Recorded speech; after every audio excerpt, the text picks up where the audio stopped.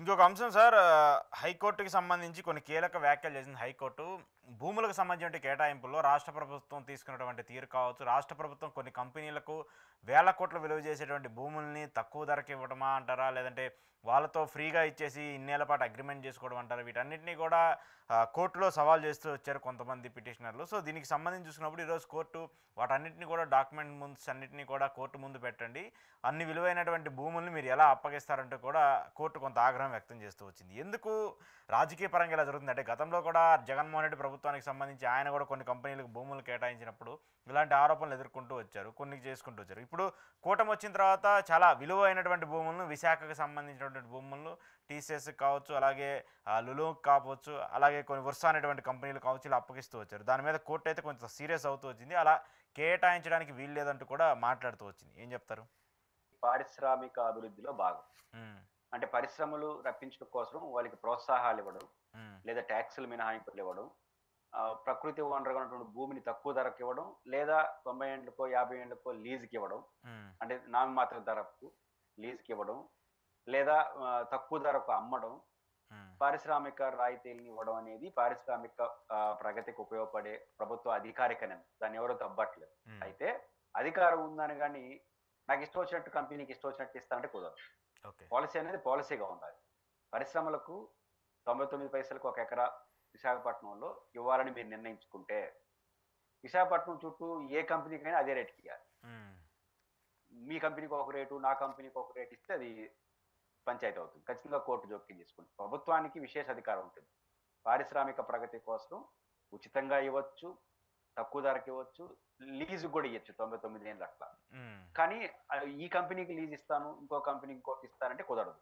లేదా విశాఖపట్నంకి ఒక పాలసీ, తిరుపతికి ఒక పాలసీ, అమరావతికి ఒక పాలసీ అంటే కూడా కుదరదు.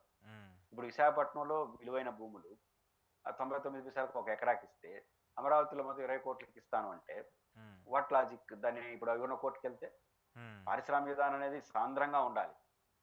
ఒక్కొక్క ప్రాంతానికి ఒకటి, ఒక్కో ప్రాంతం అంటే అమరావతి వరకు ఇది అది కాంట్రాక్ట్ ఒప్పందంలో భాగంగా జరిగింది కాబట్టి భూములు అమ్ముకోవడం దాంట్లో పాలసీలో మ్యాటర్ కాబట్టి ఓకే, దానికి ఒక డిఫరెంట్ ఉండొచ్చు. కానీ ఏదైనప్పుడు కూడా పాలసీల్లో డిఫరెంట్ ఉన్నారు. రెండోది ఇంకా ఏంటంటే, నాకు ఏ కంపెనీ కంటే ఆ కంపెనీకి ఇవ్వకూడదు. ఇప్పుడు ఉదాహరణకు నువ్వు ప్రకృతి వనరుని 99 ఏళ్ళకి లీజుకి ఇవ్వడం, తక్కువ ధరకి ఇవ్వడం ఏదైనా చేయాలి అంటే ఆ కంపెనీ యొక్క క్రెడిబిలిటీ కూడా ఇంపార్టెంట్. ఇప్పుడు ఒక కంపెనీకి ఎందుకు ఇస్తున్నాం? ఆ కంపెనీ ఇక్కడ పెట్టుబడులు పెడితే 100 కోట్లు 1000 కోట్లు, ఆ 1000 కోట్ల రూపాయల యొక్క ఉత్పాదకత పెరిగితే ట్యాక్సులు వస్తాయి, ఉపాధి వస్తుంది, సమాజానికి ఉపయోగపడుతుంది, అభివృద్ధి చెందుతుంది అనే లక్ష్యంతో ఇది ఇస్తారు. ఏదో నా ప్రభుత్వం నాకు అధికారం ఉంది కాబట్టి నాకు బుద్ధి పుట్టిన కంపెనీకి అంతా ఇచ్చేస్తుంటే కుదరదు.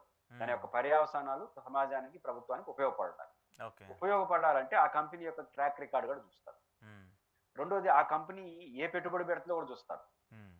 ఉదాహరణకు ఒక ఇప్పుడు కియా పరిశ్రమ వచ్చింది. కియా పరిశ్రమ వల్ల ఏమైంది? అక్కడ భూముల ధరలు పెరిగినాయి, కియాలో మోటార్ ఉత్పత్తి జరిగింది, ఎంప్లాయ్మెంట్ జరిగింది, దానికి అనుబంధంగా పదుల సంఖ్యలో పరిశ్రమలు వచ్చాయి. దానివల్ల ఏమైందంటే డెవలప్మెంట్, ఎకనామిక్ డెవలప్మెంట్. అది ఒక యాంగిల్. ఉదాహరణ ఒక చిన్న షాపింగ్ మాల్ అనుకోండి. ఒక షాపింగ్ మాల్ కి కియా పరిశ్రమకి ఇచ్చిందంటే ఇవ్వడానికి కుదరదు. ఎందుకని? ఆ షాపింగ్ మాల్ వల్ల పునరుత్పత్తి ఏముంది? ఉండదు కదా. పునరుత్పాదకత ఏమి ఉండదు కదా. షాపింగ్, వ్యాపారం, లాభాలు వస్తాయి.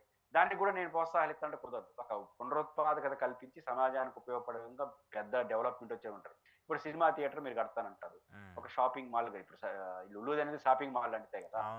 షాపింగ్ మాల్ కడతాను, దానికి కూడా నేను ఒక ఏమంటారు దాన్ని, ఒక సిమెంట్ పరిశ్రమకు, ఒక స్టీల్ పరిశ్రమకు ఇచ్చినట్టుగా నేను దానికి కూడా ఇస్తానంటే బహుశా నిబంధనలు ఒప్పుకోకపోవచ్చు.